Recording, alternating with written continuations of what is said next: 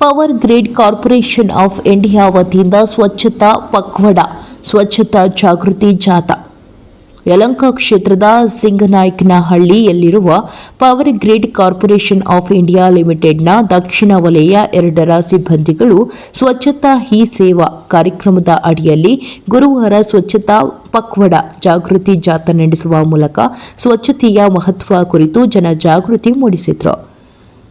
Power grid ಕಂಪನಿಯಿಂದ ಶುರುವಾದ ಸ್ವಚ್ಛತಾ ಪಕ್ವಾಡ ಜಾಗೃತಿ ಜಾಥಾ ಸಿಂಗನಾಯಕನಹಳ್ಳಿಯ ಮುಖ್ಯ ರಸ್ತೆಯವರೆಗೂ ಜಾಥಾ ನಡೆಸಲಾಯಿತು. ಸ್ವಚ್ಛತೆಯ ಮಹತ್ವ ಕುರಿತು ಜನಜಾಗೃತಿ ಮೂಡಿಸುವ ಈ ಕಾರ್ಯಕ್ರಮದ ಅಂಗವಾಗಿ ಸ್ವಚ್ಛತಾ ಸಿಬ್ಬಂದಿಗಳಿಗೆ ಸುರಕ್ಷತಾ ಸಲಕರಣೆಗಳ ಕಿಟ್ ವಿತರಣೆ ಮಾಡಲಾಯಿತು.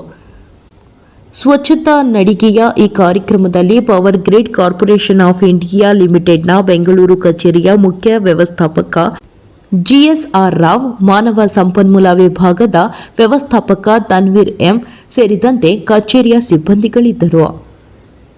ವರದಿ ಹನುಮಂತರಾಜು, ಪ್ರಜಾಪವರ್ ಟಿವಿ, ಯಲಹಂಕ, ಬೆಂಗಳೂರು.